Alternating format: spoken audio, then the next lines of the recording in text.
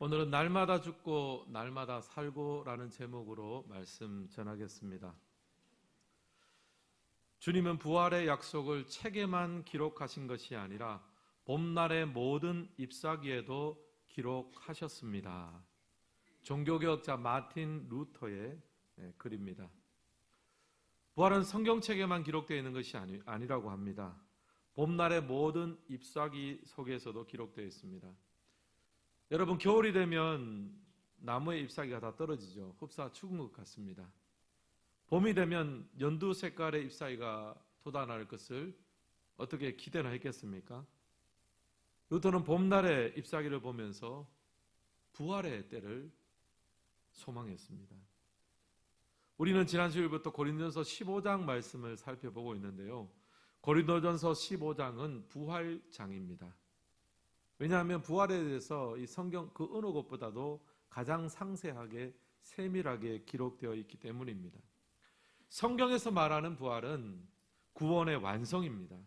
주님 다시 오실 때 성도들은요, 영광스러운 부활의 몸을 입고 새 하늘과 새 땅에 들어가게 될 것입니다. 부활은 이런 의미에서 구원의 완성이요, 절정입니다. 그러나 부활은 미래를 위한 약속으로만 존재하는 것이 아닙니다. 부활은 성도의 일상 속에서 우리가 또한 경험하고 누릴 수 있습니다. 31절의 말씀 같이 한번 읽겠습니다. 형제들아, 내가 그리스도 예수 우리 주 안에서 가진 바 너희에 대한 나의 자랑을 두고 단언하노니 나는 날마다 죽노라. 아멘. 여기 보면 사도 바울은 말합니다. 나는 날마다 죽노라. 공동번역은 이렇게 번역하고 있습니다. 나는 날마다 죽음을 마주하고 있습니다. 우리가 인생을 살아가면서 위험하고 어렵고 힘든 그런 날마다 죽음을 마주하고 있다. 실존적인 이야기를 하고 있습니다. 사도 바울이 보기에 우리 인생은 위험한 곳이었습니다. 고린도후서 11장 26절에도 보면 이렇게 내용이 나옵니다. 제가 한번 읽겠습니다. 여러 번 여행하면서 강의 위험과 강도의 위험과 동족의 위험과 이방인의 위험과 시내의 위험과 광야의 위험과 바다의 위험과 거짓 형제의 위험을 당하고, 여러분 여기서 제일 많이 반복되는 단어가 무엇입니까? 위험입니다. 사도 바울이 전도여행을 다니고 또 복음을 전하면서 믿음을 가지고 살면서 강에 가면 강에서 위험을 만나고, 광야에 가면 광야에서 위험을 만나고, 또 동족인 유대인을 만나면 유대인에게 또 위험을 당하고, 이방인을 만나면 이방인을 통해서 어려움을 겪고, 사도 바울이 보니까 인생은요 온통 위험천지입니다. 나는 날마다 죽노라. 사도 바울의 고백일 뿐 아니라 또한 우리들의 고백이기도 하죠. 가토 다이조라는 작가가 인간의 이 걱정과 불안에 대해서 왜 이렇게 되었는가, 이 이유를 한번 찾아봤는데요. 공동체의 붕괴 때문에 그렇다라고 이야기를 했습니다. 원래 인간은 공동체에 소속되어서 살았습니다. 가족이나 마을 같은 공동체였습니다. 그런데 이런 공동체는요, 한 가지 특징이 있습니다. 구성원이 될 때 특별히 애쓸 필요가 없습니다. 가족이 될 때 그냥 태어나면 태생적으로 그냥 가족이 되는 거고요. 또 마을 공동체도 마찬가지입니다. 그 마을에서 태어나기만 하면 마을 주민이 됩니다. 그런데 어느 순간 공동체가 바뀌어져서 기능 집단으로 바뀌기 시작했다는 거예요. 대표적인 예가 회사입니다. 여러분, 회사에서는요, 그 사람의 존재 자체보다 그 사람이 하는 역할, 기능이 훨씬 중요합니다.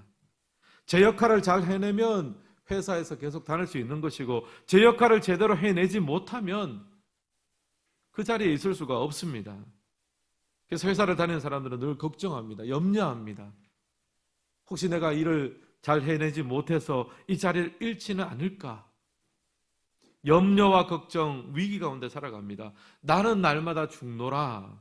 현대를 살아가는 우리 모두의 고백이기도 합니다.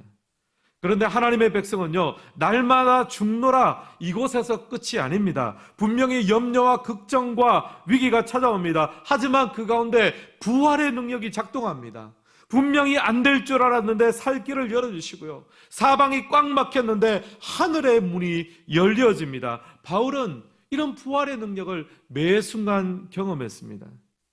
사랑하는 성도 여러분, 여러분은 지금 어떤 걱정, 어떤 불안, 어떤 위기 가운데 살고 계십니까? 나는 날마다 죽노라 고백과 동시에 나는 날마다 살아나노라, 나는 날마다 부활하노라, 이 찬양과 간정이 여러분에게 터져 나오시기를 주님의 이름으로 축복합니다. 저는 이런 관점에서 오늘 말씀을 살펴보면서 날마다 부활의 능력을 맛보기 위해 해야 될 것을 두 가지로 한번 정리를 해보았습니다.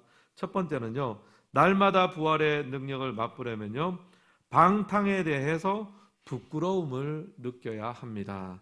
1번 함께 읽겠습니다. 방탕에 대한 부끄러움을 느껴야 합니다. 32절 하반절 말씀도 함께 읽겠습니다. 죽은 자가 다시 살아나지 못한다면 내일 죽을 터이니 먹고 마시자 하리라. 아멘. 여기 보면 죽은 자의 부활이 없다면 이 땅에서 먹고 마시고 즐기는 일에 온통 관심을 가지게 될 것이다. 그 이야기를 하고 있는 거예요. 사실 맞는 말입니다. 사람이 죽고 그것으로 끝이라고 한다면 지금 당장 내 눈에 보이고 지금 당장 내가 누릴 수 있는 것이 우리 삶의 전부가 됩니다. 그러니 결국 먹고 마시자 이렇게 될 수밖에 없습니다. 여러분, 부활이 없으면요, 도덕이나 윤리도 존재할 수가 없습니다. 왜냐하면 그냥 내 눈에 보이는 대로 내가 지금 누릴 수 있는 권리, 이 모든 것을 내가 최선을 다해서 취하고 누릴 뿐입니다. 그 외에는 다른 의미가 존재할 수가 없습니다. 이런 의미에서 부활신앙의 반대말은요, 방탕입니다. 근데 사실 먹고 사는 것은 우리에게 중요한 문제가 아닙니까?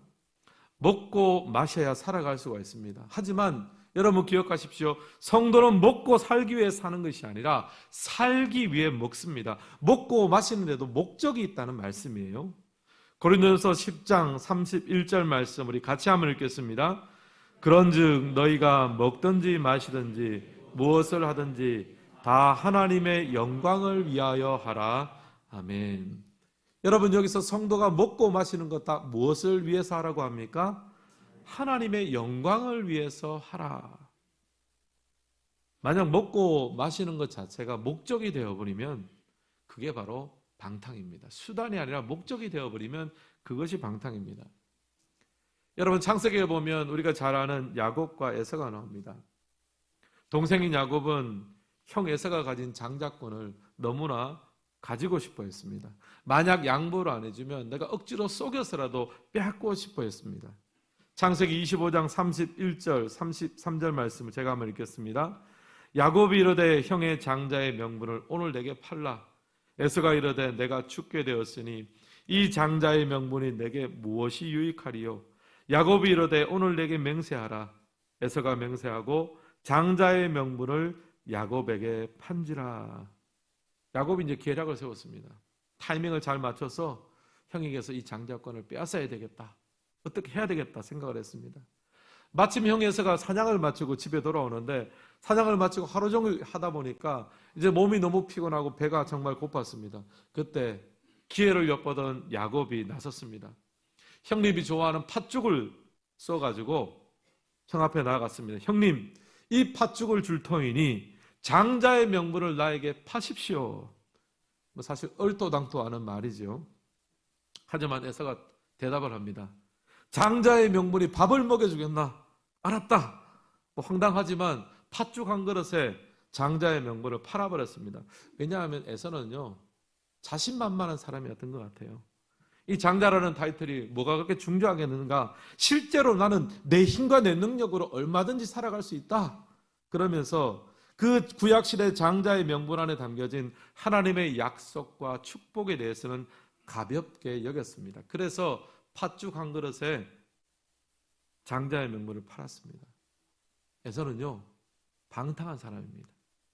하나님의 약속과 축복에 대해서는 무지하고 온통 내 눈에 보이는 대로 내 힘대로 내가 살아갈 수 있다고 생각하고 그것만 추구하고 살아가면 에서는 방탕한 사람이죠.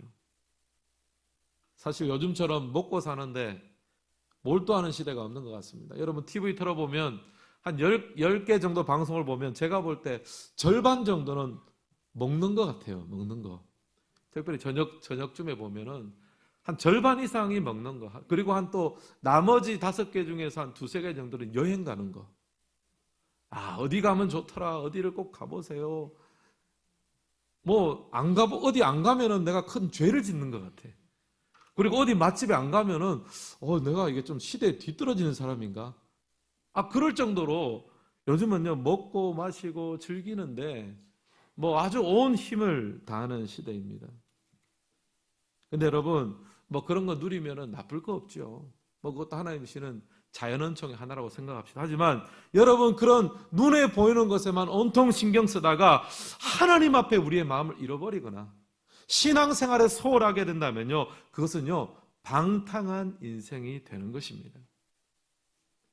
버킷리스트라는 영화가 있습니다. 전에 한번 말씀드렸는데요, 연기파 배우 잭 니콜슨 또 모건 프리먼이 시한부 암 환자로 등장을 합니다. 이 사람들 병원에서 한 병실에서 만났는데요, 죽기 전에 하고 싶은 일을 한번 해보자 서로 의기투합을 했습니다. 소위 말해서 버킷리스트를 만들었습니다. 꼭 한번 해보고 싶은 리스트죠. 그래서 이 두 사람이 병원을 탈출해가지고 버킷리스트에 들어있는 것도 하나씩 실행하기 시작합니다. 히말라야 산을 등정하기도 하고, 그동안 바빠서 한번 가보고 싶은데 못 갔다는 거죠. 히말라야 산을 등정하기도 하고, 또 스카이 다이빙을 한번 도전해 보기도 합니다. 평소에 해보고 싶었지만 하지 못했던 것들을 시도합니다. 근데 여러분, 영화의 마지막에 주인공이 깨달았습니다. 내 인생 버킷리스트 중에 제일 중요한 것이 무엇인가? 영화의 마지막 장면은요, 집으로 돌아와요. 가족들과 뒷마당에서 식사를 하면서 서로 담소를 나눕니다. 그동안 먹고 사느라 이것저것 해서 바빠가지고 하나님께서 우리 허락하신 사랑하는 가족과 이웃들에 대해서 함께하지 못했던 것이 안타까웠다 하면서 버킷리스트의 제일 중요한 것들을 쌓아갑니다. 사랑하는 성도 여러분, 여러분의 버킷리스트에는 무엇이 들어있습니까? 혹시 먹고 마시는 것, 멋진 여행지에 가보는 것, 더 좋은 것으로 누리는 것이 가득 차 있다면 여러분, 그런 것도 필요하지요.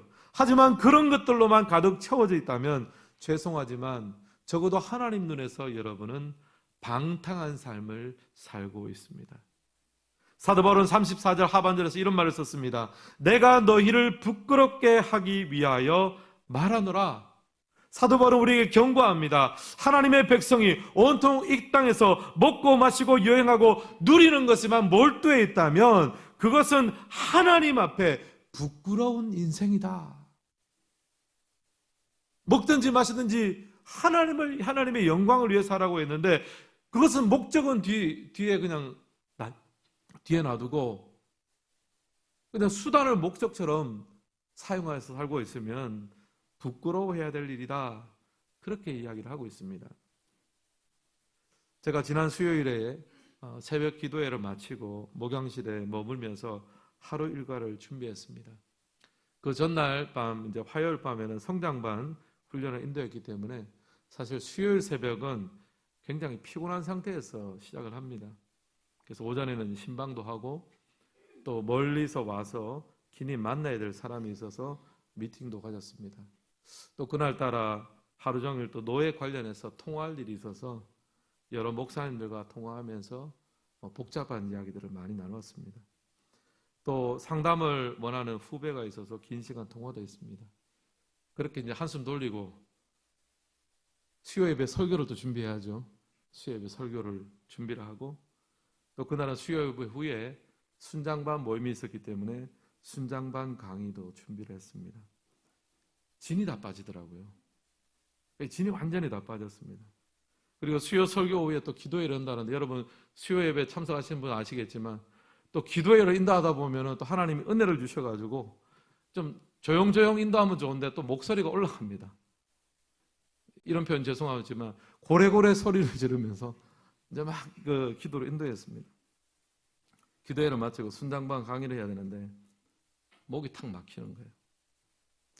성대가 상했나? 걱정이 됐습니다.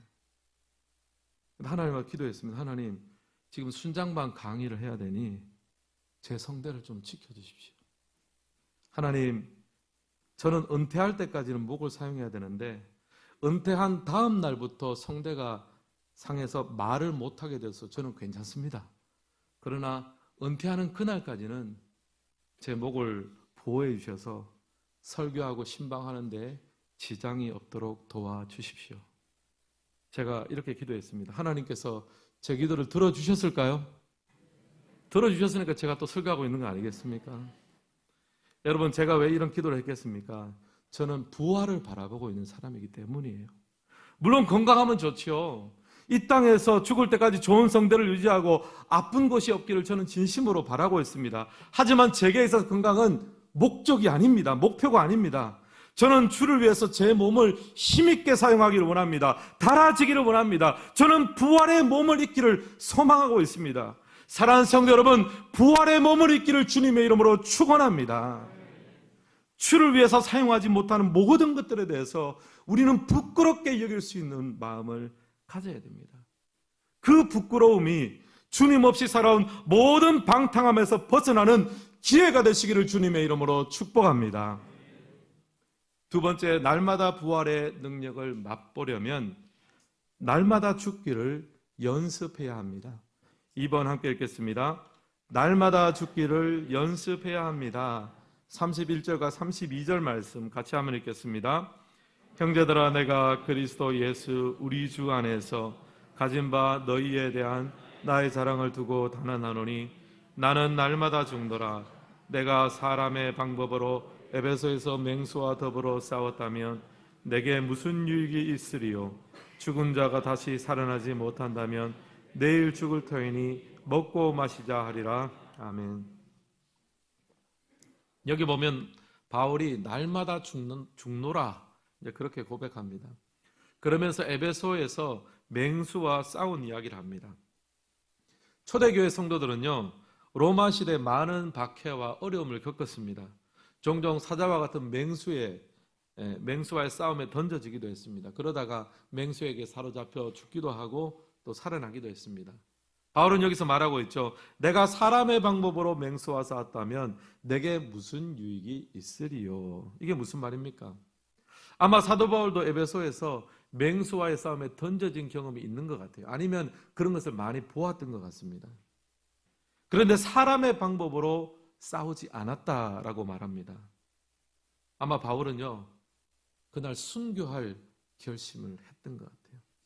예배 드리는 것 때문에, 전도하는 것 때문에 내가 죽어야 된다면, 그것이 로마의 법이라면 죽으면 죽으리라. 비굴하게 살려고 발버둥 치지 않고 주를 위해 죽기로 작정했습니다. 그러나 하나님은 바울이 맹수에게 죽도록 내버려 두지 않으셨습니다. 살려주셨습니다. 결국 그날 사도 바울은 죽었다가 살아난 것입니다. 날마다 죽고 날마다 살아나는 삶을 경험했습니다. 여러분, 구약에도 보면 다니엘이 사자굴에 들어가는 장면이 나오죠. 다니엘은 유대 포로민 출신으로 바벨론의 총리가 됐습니다. 그리고 바벨론을 멸망시키고 새롭게 건국된 페르시아 바사에서도 총리가 되었습니다. 다리오 왕의 확고한 신임을 받고 있었습니다. 하지만 포로민 출신이, 식민지 출신이 고위 공직자가 되니까 본토 사람들이 가만히 있질 않았습니다. 어떻게든지 억지법을 만들어서 다니엘을 모함해서 사자굴에 던져지게 됩니다. 제가 작년인가 이 본문을 설교를 했는데요. 그때 이 다니엘의 사자굴을 묘사하는 그림을 제가 굉장히 인상 깊게 본 그림이 하나 있습니다. 전에 보여드린 적이 있는데 다시 한번 보여드리겠습니다. 여기 보시면요, 다니엘이 지금 어디를 바라보고 있습니까? 사자를 바라보는 것이 아니라 바깥을 바라봅니다. 하늘을 올려다보고 있습니다. 그리고 지금 다니엘의 손이 어디 있는지도 한번 보십시오. 뒷짐지고 있죠. 원래 사자를 보고 싸우려면 사자 이렇게 주먹 쥐고 있든지 사자하고 이렇게 좀 겨누어야 되는데 뒷짐을 지고 있습니다. 사자굴에 들어간 날 다니엘은 순교를 작정했습니다. 하나님을 예배하고 하나님께 기도하는 것 때문에 죽어야 된다면 죽으면 죽으리라. 대신에 죽는 순간에 나를 물어뜯는 사자를 보지 않고 나는 하나님을 바라보며 그 죽음을 맞이하겠노라. 뒷짐을 지고 당당하게 하나님을 바라봅니다. 날마다 죽고 날마다 사는 삶을 산 것입니다. 제가 요즘 목회를 하면서 좀 느끼는 부분이 있습니다. 전에는 좀 젊은 마음에 좀 성공한 목사가 되고 싶고 유능한 목사가 되고 싶었습니다. 근데 요즘은 좀 달라졌습니다. 이제는 한 번뿐인 인생 하나님이 인정하는 목사가 되고 싶어요. 만약에 제 삶이 여러 번이라면 한 번쯤은 또 다른 선택을 할 수 있겠지만 한 번뿐인 인생이라면요, 기왕에 하나님이 보시기에 바른 목회를 하고 싶고 하나님이 인정하는 목사가 되고 싶은 거예요. 사도 바울이나 다니엘도 그런 마음으로 살았습니다. 사랑하는 성도 여러분, 우리는 날마다 죽음을 맞닥뜨립니다. 염려와 근심, 많은 문제들이 우리를 둘러싸고 있습니다. 바로 그때가 다니엘처럼 하나님을 올려다 볼 때입니다. 사자와 얽혀서 싸우는 것이 아니라 죽으면 죽으리라 하나님을 바라보고 기도함으로 믿음의 여유를 가지시기를 주님의 이름으로 축원합니다. 날마다 죽을 것 같지만 날마다 살려주시는 주님의 부활의 능력을 맛보아야 되겠습니다. 근데 여러분, 이렇게 살고자 해도 결단만으로는 불가능하죠. 누군가의 도움을 받아야 됩니다. 이 길을 함께 걸어갈 사람들이 필요하지요. 33절은 이렇게 말합니다. 33절 우리 함께 읽겠습니다. 속지 말라. 악한 동무들은 선한 행실을 더럽히나니. 여기 보면 속지 말라고 합니다. 누구에게 속지 말라고요? 악한 동무들에게 속지 말라고 해요. 여러분, 여기서 악한 동무들은 누굽니까? 지금 내 눈앞에 보이는 게 전부라고 말하는 사람들입니다. 힘과 성공을 거머쥐는 것이 전부라고 말하고 우리의 버킷리스트 속에 온통 이 땅의 것들로만 다 쓸어 담으라고 권유하는 사람들이 바로 악한 동무들입니다. 썩지 말라는 거예요. 여러분, 이런 의미에서 내 옆에 어떠한 사람을 두느냐, 누구와 친하게 지내냐가 굉장히 중요하죠. 방탕한 사람 옆에 있으면 나도 방탕해질 것이요, 신실한 사람 옆에 있으면 나도 신실해질 것입니다. 여러분, 지금 누구와 어울리고 계십니까? 누구에게서 영향받고 계십니까? 여러분, 이번 가을 들어서 또 다락방 모임이 본격적으로 시작이 되었습니다. 여러분, 마음의 결심을 하시고 참석하시길 바랍니다. 그 모임에 여러분을 묶어두시길 바랍니다. 혼자 힘으로는 믿음을 지킬 수 없어도 함께라면 지켜낼 수 있습니다. 저도 생각해 보니까 비중을 두고 있는 외부 활동이 딱 두 가지가 있습니다. 하나는 교회 자립개발원입니다. 이것은 미자립 교회를 돕는 총회 기관입니다. 우리 교회에서도 매년 200만 원 미자립 교회 목회자 자녀를 돕는 학자금으로 우리가 또 섬기고 있습니다. 근데 거기 가보면요, 이 정치적인 모임이 아니라 정말 좋은 마음으로 힘들고 어려운 교회를 섬기려는 분들이 참 많이 있다는 생각을 합니다. 가면 항상 좋은 마음을, 좋은 영향을 받게 됩니다. 또 하나 모임이 더 있는데 칼렛이라는 모임입니다. 제자훈련하는 교회와 목회자들의 네트워크입니다. 제가 이제 분당 우리 교회 있을 때 제자훈련도 열심히 했고요. 예수님이 가서 제자 삼으라 말씀했지 않습니까? 그래서 제자 삼는 것은 목회의 본질입니다. 제자 훈련의 방법론은 다를 수 있고 교재는 다를 수 있지만 제자 삼으라, 이것은 목회의 본질입니다. 그래서 제가 우리 교회 와서도 제자 훈련 하려고 준비를 하고 있습니다. 지금 이제 성장반 훈련부터 시작을 해서 여기에서 우리가 좀 기초를 잘 다진 다음에 성장반 수료자를 대상으로 해서 제자 훈련도 이제 또 시작하려고 합니다. 근데 이 칼렛 모임은 사실 누가 권유해서 간 것이 아닙니다. 제가 직접 찾아갔습니다. 직접 찾아가 저 좀 끼워주십시오 부탁을 했습니다. 왜냐하면 내가 거기 함께 있어야 이 길을 계속해서 갈 수 있을 거다, 그 생각이 드는 거예요. 사실 설교하고 신방하고 굳이 제자훈련까지 안 해도, 왜냐하면 제자훈련하면 힘들거든요. 인도하는 사람은 힘들어요. 굳이 그렇게 하지 않아도 교회는 돌아갈 수 있습니다. 하지만 교회의 본질적인 기능, 가서 제자 삼으라, 그렇게 하지 않으면 여러분, 교회가 어떻게 사명을 제대로 감당할 수 있겠습니까? 여러분, 예수님도 3년 공생애 동안 12명의 제자를 훈련시켰습니다. 그야말로 생사고락을 함께하고 그 12명의 제자들이 온 세상을 변화시키는 것입니다. 여러분, 하나님께서 여러분을 허락하신 여러분의 가정과 다락방과 모든 만남들이 예수님이 12제자와 같은 아름다운 영향력을 서로 주고받는 그런 모임이 되시기를 주님의 이름으로 축원합니다. 김소엽 시인의 부활의 새벽이라는 시 중에 일부를 제가 읽어드리면서 마치도록 하겠습니다. 날마다 나만 살아서 당신을 죽이고 내가 죽지 못하여 내 안에 죽어 계신 당신. 여기서 시인은 부활을 자신에게 적용하고 있습니다. 날마다 나만 살아서 당신을 죽이고, 참 뼈아픈 자기 반성입니다. 내가 죽어야 내 안에 주님이 사시는데 내 생각, 내 고집, 내 계획이 버젓이 살아있으니 주님이 일하실 공간이 없다는 말입니다. 사랑하는 성도 여러분, 날마다 자신이 죽기를 연습하시기를 예수님의 이름으로 축원합니다. 그래서 내 안에 주님이 사시고 내 안에 주님이 일하는 은혜가 있기를 바랍니다. 오늘 말씀을 마무리하겠습니다. 세상에는 위험과 죽음이 있습니다. 우리는 날마다 죽음을 마주합니다. 그러나 성도는 그 속에서도 부활의 능력을 맛보는 사람입니다. 날마다 죽을 것 같지만 날마다 주님의 안으로 살아나는 사람입니다. 실제로 죽는다 해도 부활의 약속은 여전히 우리 가운데 있는 줄을 믿습니다. 이 부활의 능력 매 순간 맛보시는 우리 성도님들 되시기를 주님의 이름으로 축복합니다.